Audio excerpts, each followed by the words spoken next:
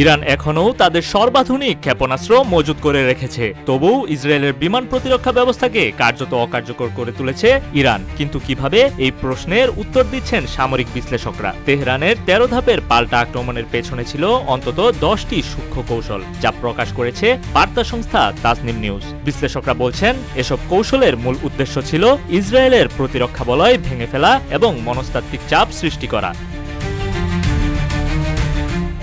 ইরানের প্রথম কৌশল ছিল দিন ও রাতের অনিয়মিত হামলা। সময় নির্ধারিত না থাকায় ইসরায়েলের প্রতিরক্ষা বাহিনী বারবার অপ্রস্তুত অবস্থায় পড়েছে।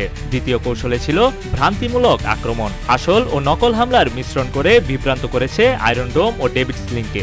তৃতীয় কৌশল একসঙ্গে ব্যালিস্টিক ক্ষেপণাস্ত্র, ক্রুজ মিসাইল ও আত্মঘাতী ড্রোন নিক্ষেপ করে একাধিক দিক থেকে চাপ সৃষ্টি করা।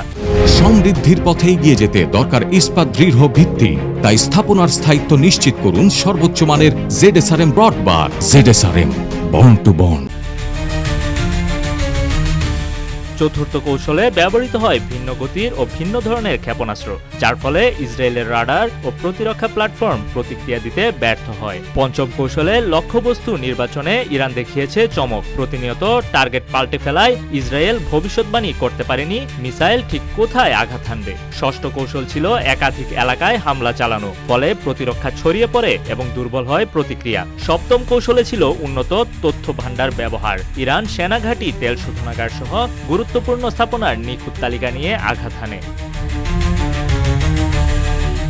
অষ্টম কৌশল হিসেবে ইরান মনস্তাত্ত্বিক প্রভাব তৈরিতে ঘোষণা করেছে ইসরায়েলে আর কোনো জায়গা নিরাপদ নয়। নবম কৌশল ছিল ক্ষেপণাস্ত্র শক্তি আংশিক ব্যবহার। মূল অস্ত্রগুলো মাঠে নামানো হয়নি, রাখা হয়েছে ভবিষ্যতের জন্য।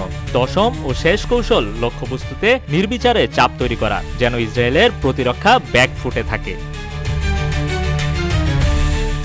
এই হামলার প্রেক্ষাপট 13 জুনের ইসরায়েলি হামলা। ওই দিন তেহরানের সামরিক ও আবাসিক স্থাপনাগুলোতে ইসরায়েল বোমা বর্ষণ করে। এতে শীর্ষ সামরিক কর্মকর্তা, বিজ্ঞানী এবং বেসামরিক মানুষ নিহত হন। এর জবাবেই ইসলামী বিপ্লবী গার্ড বাহিনীর এরোস্পেস ইউনিট চালায় 13 দফা হামলা। বিশ্লেষকরা বলছেন, এটি ছিল কৌশলের যুদ্ধ, যেখানে ক্ষেপণাস্ত্রের সংখ্যার চেয়ে বেশি কার্যকর ছিল পরিকল্পনা, আর ইরান সেই পরিকল্পনায় বাজিমাত করেছে। নিউজ ডেস্ক, রূপালী বাংলাদেশ।